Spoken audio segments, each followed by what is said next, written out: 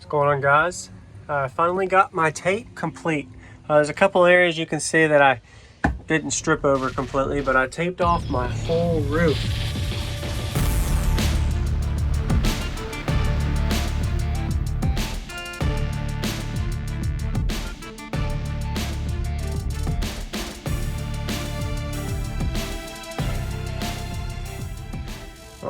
So the wood surface is not as smooth as this tape. I could have done some other options like paint. I could have put resin on the roof.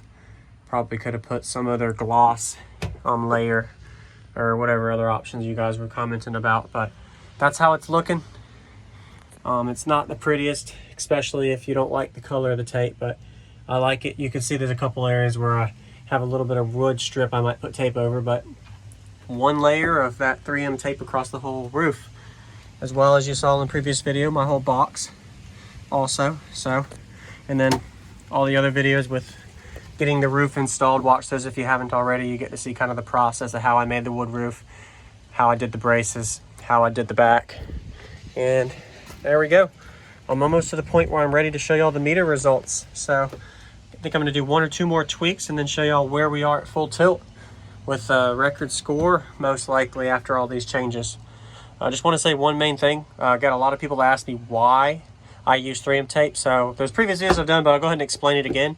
So the main reason I use 3M tape is because there's three things. One, it's a smooth surface. It's smoother than wood, and it's a cheap, easy removable surface. So that goes to the second one. I can remove this tape if I ever need and repair it, replace it 50 times. I can't do that the same way if I was to put glue in there and onto wood, or if I was to add a layer of resin, because the resin would stick even more to the surface, as well as if I wanted to paint it, I would have to repaint it again, and it takes more work and time to do that, whereas tape, I can just remove it easily. So smooth surface is one. Also, I'm able to easily remove and add to my project as I need. And I know I gain on the meter with it because of the meter results gain on it, especially on the surfaces where there's a lot of airflow. So like in the port area, just by me adding this tape, it's a smoother surface than just wood surface or PVC, and it seals all the cracks. So that goes into my third one too, goes into me sealing every little area. It didn't really have any roof leak areas because it was just completely solid, but I did gain a smoother surface for this one. And of course, you'll be able to see meter results soon on, hey, I gained from all of this tape. And of course, watch previous videos to see more on that.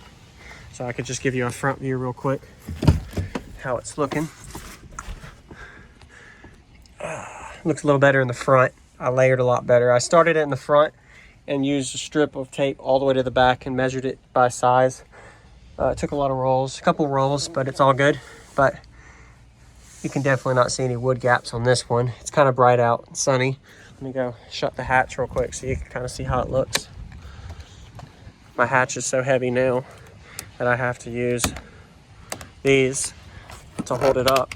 I use some DeWalt clamps. I'll leave my tape measure there. But it shuts on its own now, which is good and bad. It's good because it means it's more heavy, handle the base pressure. It's bad because now I got to hold it up or clamp it. But wow, with that sun knot in the way, look at that. Thanks for always watching and supporting me. I still got some more areas to tape. I'm gonna tape the back of the box. Maybe, I don't know, I'm not really too worried about that. But the top surface, I get a lot of pressure, and I'll probably do the same on the side. I don't have any tape over there on the other side. I might tape there too. So that'll be another little project, have some extra rolls. But another area is around these edges of the glass on both ends. I'm going to put tape there too, just to confirm that, hey, it's completely sealed off. I thought about doing foam, but foam is absorbing pressure in base, so I'm not going to do that. And besides that, I think I'm about done with the whole tape. I mean, taping the doors, tape the roof, tape my braces, tape my box. Is there any other ideas for areas that I can tape? Let me know. Another area that I might be looking into is underneath of the wood baffle here. I didn't put foam or anything, so underneath these 2x6s and 2x4s, there is a little bit of an air gap leak. I got a can of foam spray. I have 2 left, so I'm probably going to be spraying some foam underneath there. Actually, while I'm talking, let's go look real quick, just to brainstorm. But this kind of stuff that I'm talking about, you can consider in your own build, especially if you're in a no-wall build. So I also had this I can be able to bring up so I can show y'all. But back here, this is where I keep my jack and all of that. Ignore the mess. But if you look underneath of here, how it started, you can see there's a little bit of a gap there. Not really gap, but an area that y'all can physically see that there's some pressure that can fit underneath of there. So I think I'm gonna foam under there so it doesn't escape. And this is where all my wires came. I have 4 runs of 0 gauge OFC, 250 amp or 350 amp rated 0 gauge 1/0. That's where I had when I had my wall build that ran all the way to the back. So always recommend run more than not enough. So that way you don't have to worry about adding to it later. Because I learned that the hard way when I went from 2 to 4 and I gained like 0.2 volts from front to back when I had a big battery bank just by me having 4 runs instead of 2. Of course, some people run 6 or 8 volts. The more the better.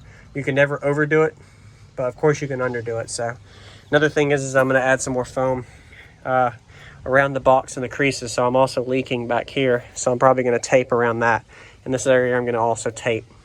So this surface here, I can feel it's a little rigid. This is smooth. So you'd be surprised if you're trying to get a little louder, but if you can get a 1/10 on the top or a couple 1/10 just by me smoothing out the top of my box and the sides, I mean, geez, a 1/3 of a dB just from taping a couple areas or adding a smoother surface is insane. It might not be audibly louder, but if you do a couple of 1/10 or a 1/3 here and there, and before you know it, 1 or 2, 3 dBs you go up. Now you can audibly tell a difference in sound, and that's what's happened with my build. Starting at like a 151, 152, and then getting into the 54s and probably 55, 56s, you never know once I do all my changes.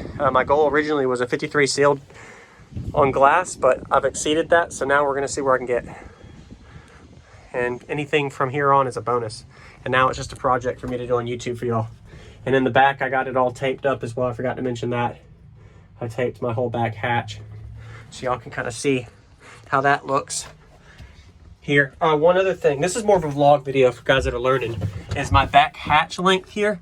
I'm glad I left my tape measure, but back here, there is a lead point here where my length is. So let me grab that real quick and explain. So my box, I can't move. I've already thought about it. So right now, my length from my port to my box at that angle is right at 6 inches. Now, if I go as I go down, it gets longer and longer. So let me show you an example. So if I go into the box and the port, it's right around 8.5, 9 inches in length. So the bottom of the is a little bit deeper. From my experience, most hatches normally around between 10 and 12 inches is your length you want to be optimal, but you have to test to do that. But sadly, I've got like 40 screws in the bottom of my box screwed to this wood after being taped and my sealed box is added. I'm not going to tear all of it out just to readjust my box. And also, I can't push my back box any farther forward because I got to have my seats to where I can put them up. This is also not a daily driver, but I also want to be able to have my back seats when I need them. So I'll be able to actually utilize that, push my seats back if I want. If I push my box any farther forward, it will not close my seats up. So that's why my box is constrained there. I do appreciate the idea on that. Numerous people message me on Instagram, Facebook, as well as just on comments, letting me know, hey, you should adjust your box. Same with my amp rack.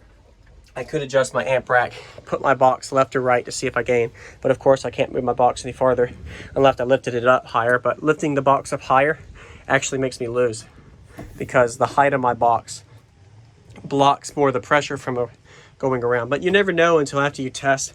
As you move your box back and you move your box up and then you have a constraint you can work around, you never know how pressure works. As you open up your gap in the back, you could lift your box up some. It's all about containment. So anyway, hopefully that taught somebody something. I'm learning as I go too, having fun. Definitely not the prettiest build by no means. I always keep my jack here just in case I ever need it. And then I have my little jack access for my rear fifth wheel in case I need to repair, change a tire. But there we go. Kind of happy with the results on the roof.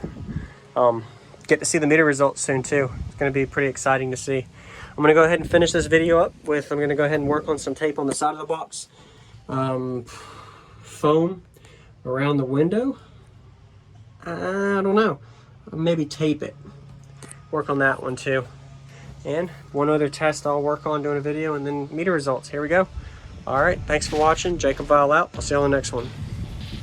going on, everybody? This is Jacob Viral, ending this video to say thank you for watching my videos. Every single day I have a daily cardio video I upload. So if you haven't already, go ahead and hit that subscribe button and notification bell, and I'll see you tomorrow.